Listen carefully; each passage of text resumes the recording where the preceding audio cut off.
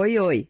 Está começando mais um episódio do Te Toca Guria, que tem o apoio da Maison de Lione e do Cosmopolita Restaurante e Café. Oi, eu sou a Michi. Carinhosamente as pessoas me chamam também como a visagista. E esse é o podcast Te Toca Guria, que saiu lá do Instagram para virar podcast e ganhar o mundo, né, dos podcasters. Tu me encontra no @avisagista lá no Instagram e em todas as outras redes sociais. Por lá eu compartilho muito sobre comportamento humano através das expressões da nossa face, das linhas e formas. Mas esse podcast não é para falar sobre isso, é para falar sobre um diagnóstico tão difícil, que é o diagnóstico do câncer. No meu caso, câncer de mama. Esse é o segundo episódio da primeira temporada. No primeiro episódio, a gente falou bastante sobre como foi viver, né, o diagnóstico do câncer. E hoje eu quero falar com vocês sobre um universo que eu não conhecia e que eu particularmente me apaixonei, o universo da oncologia, né? A oncologia, ela é um lugar que ninguém quer pisar, mas quando a gente pisa, pelo menos para mim, foi um lugar envolvente e apaixonante, se é que assim a gente pode dizer, de um setor que traz tanto medo dentro da medicina, que é a oncologia, né? A gente nunca gostaria de ter um oncologista para chamar de nosso. Eu morro de amores pela minha oncologista, Dani. Um dos lugares onde eu me senti mais acolhida em toda a minha trajetória de vida foi dentro da oncologia. Fico pensando assim que a gente sempre é visto, o paciente oncológico, como herói, né? Eles dizem que a gente é heroína, que a gente é corajoso. Mas será que essa coragem não é uma coragem relacionada a enfrentar uma negação de todo mundo em relação a algo tão ali, né? Tão pertinho da gente, que é a morte? E na oncologia eu aprendi não sobre morte, eu aprendi sobre vida, né? Sobre viver. Eu nunca senti tanto carinho, né, da classe médica como dentro da oncologia. Enfim, da enfermaria, de todos os envolvidos, né? Eu nunca tive acesso ao universo oncológico. De verdade, não fazia questão de tê-lo, né? Câncer nunca foi uma palavra do meu vocabulário, a não ser como dentista de formação que sou, né? Dos estudos, enfim, da oncologia na parte intraoral, de cabeça e pescoço. Né? Nunca passei disso, nunca me especializei em patologia odontológica, né? Então, o câncer nunca foi algo corriqueiro na minha vida. Nunca tive ninguém assim tão próximo com a doença a ponto de vivê-la, né? E quando eu descobri o nódulo, eu fui falar com uma amiga que já vinha tratando um câncer, mas particularmente eu estava tão envolvida na minha vida que eu nem tinha me dado conta do tamanho e da profundidade do que ela estava vivendo. Acho que eu nem quis olhar para isso, como muita gente, e respeito todo mundo que não quer olhar para isso. Mas foi nos braços dela que veio a minha tranquilidade, né? A Grazi sabe o quanto ela mora no meu coração. Um dia eu vou trazer ela aqui. Ela já sabe que eu quero trazer ela aqui. Foi ela que me orientou a contar todos os exames, ela que me disse quais médicos eu tinha que procurar e ela que me ensinou o termo OncoFriends, né? Que é nada mais, nada menos que uma rede de apoio no mundo oncológico, que são as nossas amigas oncológicas, as nossas amigas que estão passando pelas suas histórias, cada uma à sua maneira, mas que juntas, e hoje, graças à rede social, cada vez mais a gente consegue se abraçar, se acolher, entender que às vezes o que eu estou vivendo, a outra também já viveu, ou que não a outra viveu uma história diferente, que de repente eu posso também viver essa história de uma maneira diferente. Ela foi a segunda pessoa com quem eu tive, assim, com quem eu falei, né, sobre o meu diagnóstico definitivo. Primeira ou segunda pessoa, isso fica meio confuso, assim. Eu lembro que eu estava lá no WhatsApp e com meu irmão, com o Ricardo do meu lado, com a Grazi também me dando assistência. Mas ela que me colocou em contato com um mastologista e oncologista, ela fez por mim o que precisava ser feito, de maneira muito objetiva, né? E a gente, num momento de caos, assim, como é um diagnóstico como esse, a gente precisa que tenham algumas pessoas mais práticas ao nosso lado, né? Eu sou uma pessoa que eu me considero prática, mas para o meu diagnóstico eu não consegui ter tanta praticidade assim. Eu sei que em questão de 10 minutos eu estava já com a agenda de profissionais toda resolvida e eu não tinha mais o que fazer a não ser esperar pelas consultas que viriam, com uma única certeza: eu tinha câncer. E o resto eram só dúvidas, né? Eu não tinha mais o que pensar. A única coisa que eu não fiz foi para o Google. Então, recomendo, assim, que a gente não vá, né, em meio a momentos delicados, que a gente não procure o Dr. Google, né? Porque a única coisa que vinha dentro daqueles nomes celulares eram dúvidas, né? E eu tinha dúvidas principalmente em relação a quanto tempo ia demorar para eu morrer. Como é que eu ia falar para os meus pais, né? Será que a Malu ia lembrar de mim? Como é que ia ser com os meus amigos, com o meu trabalho? Eu, na primeira consulta, eu decidi não ir sozinha, eu fui com uma amiga. Eu precisei dessa rede de apoio, né? O meu médico mastologista, eu sempre falo, ele me acolheu naquela consulta como um pai. A gente pouco falou do câncer, né? A gente falou muito mais sobre a minha vida, as minhas angústias, as possibilidades de cura. E ele me falou, né, de eu ser a pessoa mais importante para aquele momento, que era eu. E eu saí da consulta cheia de esperança, com uma agenda cheia de histórias para acontecer. E sair dali com a certeza do valor que a gente tem na saúde, né? Quando a gente começa a enfrentar ambientes de doença, hospitais que têm uma energia pesada por sua natureza, né? A gente começa a valorizar tanto, tanto, tanto quando a gente está em estado de saúde. Mas, para minha surpresa, eu tive uma relação com o hospital oncológico de uma maneira completamente diferente do que as outras relações que eu já tinha vivido. Eu nunca fui uma pessoa que precisou muito de hospital, graças a Deus, mas eu tive uma relação surpreendente, né? Eu sentia uma esperança no setor oncológico, em todos que fizeram parte, assim, dessa minha vivência no setor oncológico. Todos tinham nas suas falas, no seu cuidado, um olhar atento para o paciente, né? Muito voltado para o paciente. E não para o paciente, o doente, para o paciente, a pessoa. Eu achei isso fundamental para mim, me ensinou muito. Eu lembro na consulta com a enfermeira, antes de começar a primeira quimio, a gente faz toda uma investigação, óbvio, de saúde, mas também a gente faz consultas para que eles expliquem o que a gente vai viver pela frente, o que a gente pode esperar, os prós e os contras, o que vai acontecer no dia da quimio, quanto tempo vai durar, como é que funciona a quimioterapia, né? Eu lembro que o bate-papo com ela foi super longo, uns 40 minutos, me surpreendeu já nisso, né? No tempo dedicado a essa consulta pré-tratamento, né? E muito tempo dessa consulta, desses 40 minutos, eu lembro que meu irmão estava aqui do meu lado esquerdo ouvindo, entrou comigo na consulta, foi focado nos cabelos, né? Acho que foi ali a primeira vez que eu pensei, nossa, é verdade, vou ficar careca. Ela me falou de 1000 técnicas, shampoos, dicas para manter os fios.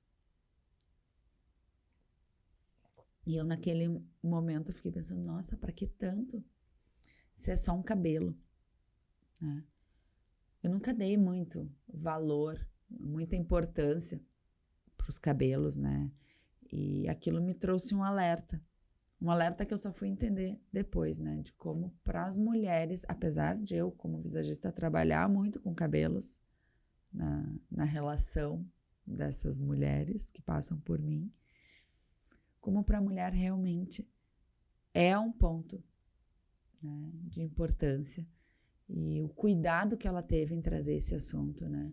A delicadeza que a enfermeira teve em trazer essas questões de se eu ia ou não ia usar touca, aquela gelada, né, para manter os cabelos, se isso ia funcionar para mim ou não.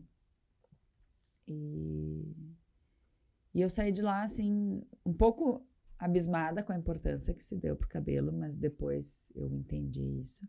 Mas muito com uma sensação de acolhimento, de amor, né? E uma certeza que o câncer é uma doença que mexe com as pessoas. E essas pessoas que estão ali habituadas a viver o câncer, elas continuam se comovendo por cada história nova que chega, né? Cada história de superação, mas eu acredito que elas devam vivenciar também muitas perdas, né? Muitas histórias de dor, de sofrimento de familiares, né? Quem entra nessa história do câncer normalmente cai de paraquedas. Tu tem uma vida normal num dia, no outro dia tu tá com câncer, é um terremoto, não tem aviso prévio, é realmente um furacão que aparece na tua vida e talvez na vida de todo mundo que te circule, né? O câncer, ele chega sem avisar.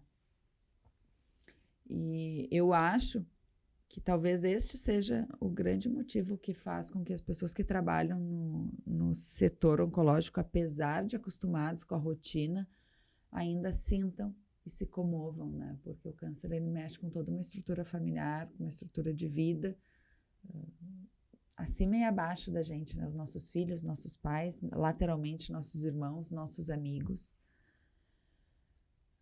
E elas são a nossa maior fonte de esperança, porque elas nos contam histórias, nos apresentam para histórias boas, né? Nos compartilham arrobas de gente que está lá mostrando, com motivação, porque também é legal ver alguém motivado vivendo câncer. Apesar de não ser uma realidade diária de quem vive o câncer, é bom ter esse contato, né? E elas nos promovem essa esperança através das histórias que elas nos contam, do sorriso que elas nos dão, né? Elas tiram um pouco, elas eu digo porque é um universo muito feminino, apesar de eu ter tido um enfermeiro na minha segunda ou primeira químio, que até hoje eu lembro dele porque a agulhada, né, para colocar a medicação dele não doeu nada e aquilo foi tão bom. Eu vinha num processo de tanta dor, por repetidos exames e sangue e agulha, que aquele cuidado, sabe, de tentar fazer doer pouco, porque não é um exame de sangue que tu vai fazer uma vez por ano, uma vez a cada 6 meses para ver se está tudo bem.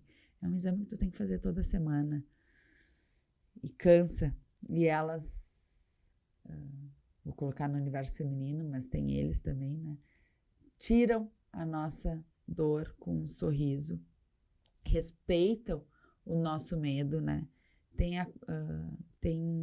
alguém ali para nos abraçar, para nos encorajar, que estão, de alguma maneira, compreendendo aquilo que a gente está vivendo, porque já viveram aquilo de diversas outras histórias e sabem que cada um tem a sua história única, que o medo é parte desse processo, que é longo, né? O tratamento às vezes parece uma eternidade e a gente faz deles os nossos amigos, porque são as pessoas que a gente convive todo mês, toda semana, no meu caso a cada 21 dias, né? A gente divide as nossas semanas, nossos exames, eles sabem quem são nossos pais, eles sabem quem são que nos acompanham, né, nas consultas, nas sessões de químio. Eles sabem o nosso nome, né? Eles sorriem para a gente, assim, os profissionais da oncologia, pelo menos eu tive essa sorte, né, na minha caminhada, eles sabem de verdade o significado da palavra cuidado. Eu lembro que o Ricardo, ele escreveu um livro sobre o marketing do cuidado e eu participei, né, do livro na época que ele começou a escrever e no final ele me pediu para escrever sobre cuidado. Eu já estava com câncer quando ele me pediu, e foi baseado muito no que eu vivi na oncologia, que eu escrevi o meu texto sobre cuidado. Que para mim, a maior entrega que alguém pode dar é cuidar de alguém, colocando as suas necessidades no bolso e entregando as necessidades que aquela pessoa que está sendo cuidada precisa. E para mim isso hoje se tornou cuidado, né? O cuidar de alguém é dar para aquela pessoa o que ela precisa. Então, quando a gente vê alguém precisando de alguma coisa, a melhor coisa que a gente pode fazer não é fazer algo, é perguntar o que a gente pode fazer. E dentro da oncologia eu vivi esse processo de receber esse cuidado, e elas me ajudaram a entender que dá para a gente cuidar do próximo sem conhecer, né, sem fazer parte diretamente daquela história, daquela vida, simplesmente dando o nosso ouvido, o nosso tempo. E com elas, né, dentro da oncologia, eu também encontrei uma outra palavra que muito se popularizou e vulgarizou, que é a palavra gratidão. Porque eles fazem, é o trabalho deles, obviamente, fazer, mas eles poderiam fazer só como uma rotina. E mesmo sendo uma rotina, a doença, eles trazem esse amor, eles compreendem, né, as minhas veias que estavam fracas, sabendo que era a milésima vez que eu estava levando um furo naquela veia, e que aquele roxo que ficava não era só um roxo que ia passar, ele era a lembrança de que eu estava doente, né, lembrada pelo hematoma que estava ali no meu braço. Mesmo nos dias em que eu me sentia bem, o meu corpo me mostrava que a doença estava ali. Então, o cuidado que as enfermeiras de todos os lugares em que eu estive tiveram, né, de não deixar roxo, de esquentar minhas mãos, de esquentar as suas mãos antes de tocar no meu corpo, porque era frio, era inverno, me traz assim um sentimento muito honesto de gratidão para todas essas pessoas que talvez eu nem lembre o nome de todas, deveria ter anotado, mas eu lembro o tom de voz, eu lembro do carinho, da vontade de aquecer as mãos antes de me tocar, né? Eu lembro dos médicos, daqueles sorrisos atrás das máscaras, eu lembro da esperança em cada palavra. E mesmo com a morte rondando ali diariamente, ter esse cuidado, receber esse cuidado da oncologia, com eles focando na nossa vida, na nossa cura e nos proporcionando fé, me fazia assim, a mim só me resta acreditar e agradecer por existir um setor que deveria ensinar muito a todos os setores da nossa vida, não só da medicina, mas da odontologia, do acolhimento, do marketing, sei lá, das gestões, das empresas, porque é um setor que ensina como cuidar e como acolher, como nenhum outro lugar. Então, esse episódio aqui em homenagem a toda a oncologia, no nome dos meus médicos, dos enfermeiros, de todo mundo, que todo mundo que passa pelo câncer, que tenha pelo menos algo parecido com a minha história. Essa é a minha história, foi uma surpresa, uma grata surpresa, passar pela oncologia como eu passei.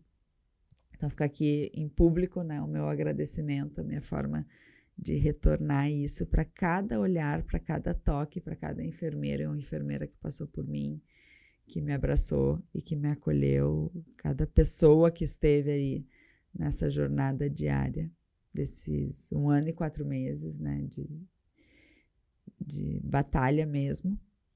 Meu muito obrigada.